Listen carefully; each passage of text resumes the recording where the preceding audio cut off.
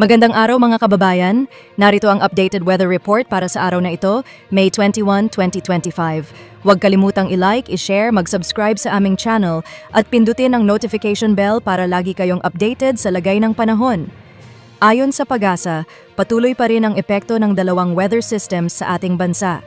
Una rito ang Intertropical Convergence Zone, ITCZ, isang linya kung saan nagtatagpo ang hangin mula sa northern at southern hemispheres. Dahil dito, may posibilidad ng makakapal na ulap at malalakas na pag-ulan sa ilang bahagi ng bansa. Samantala, sa nalalabing bahagi ng Luzon at Visayas, umiiral pa rin ang easterlies o ang hangin mula sa silangan, kaya't asahan ang mainit at maalinsangang panahon na may kasamang paminsan-minsang ulan. Batay sa pinakahuling ulat ng PAGASA, nakalabas na ng Philippine Area of Responsibility, PAR, ang binabantayang low pressure area, LPA, sa may West Philippine Sea. Kasalukuyan namang minomonitor ang mga cloud cluster sa timog bahagi ng Mindanao, subalit wala sa mga ito ang inaasahang magiging bagyo o tropical cyclone sa mga susunod na araw. Ngayong Wednesday, asahan pa rin ang mainit na panahon sa malaking bahagi ng Luzon dahil sa easterlies. Bahagyang maulap hanggang sa maulap ang kalangitan sa Central at Southern Luzon tuwing umaga, habang magiging maaliwalas naman ang panahon sa Northern Luzon. Pagsapit ng tanghali hanggang hapon, may mga isolated rain showers sa bahagi ng Ilocos Region, Abra at Benguet. Sa ibang bahagi ng Luzon, mababa lamang ang tiyansa ng mga pag-ulan at may ilang lugar na mananatiling tuyo hanggang gabi.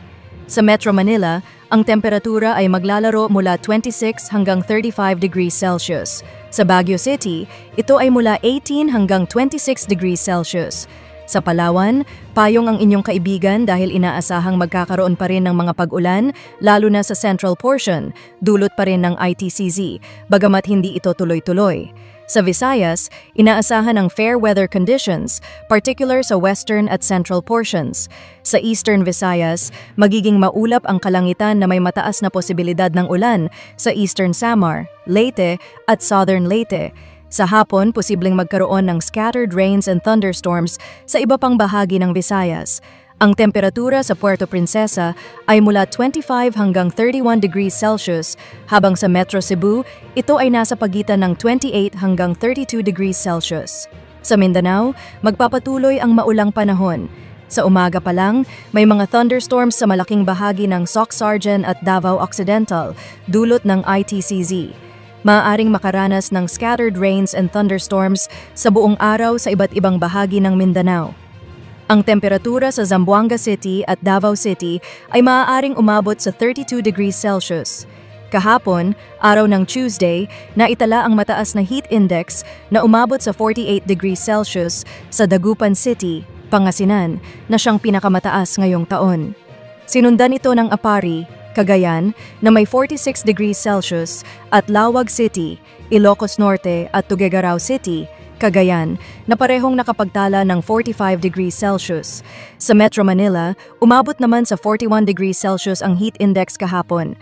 Ngayong araw ng Wednesday, posible pa ring maranasan ang hanggang 41 degrees Celsius sa Metro Manila, habang pinakamataas na inaasahang heat index ay 46 degrees Celsius sa Dagupan at Apari.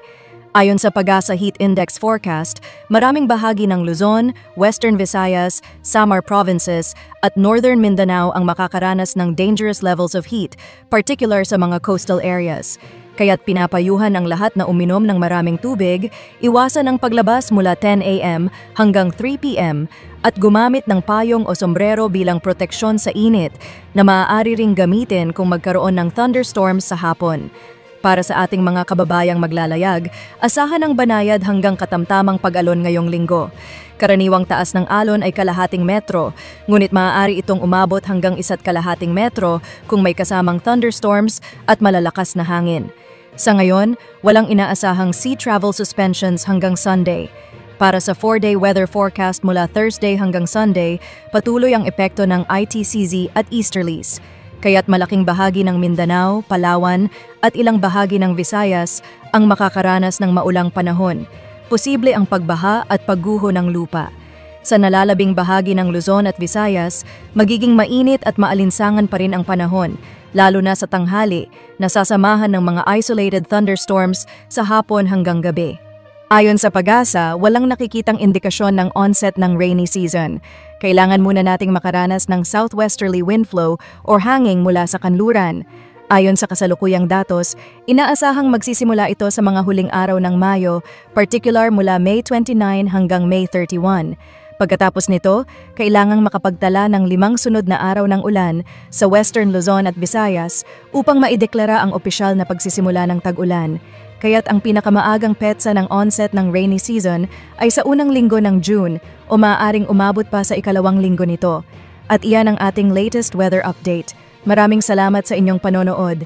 Para sa mga susunod pang weather updates, huwag kalimutang i-like, i-share, mag-subscribe at pindutin ang notification bell. Laging maging handa, alisto at ligtas. Hanggang sa muli.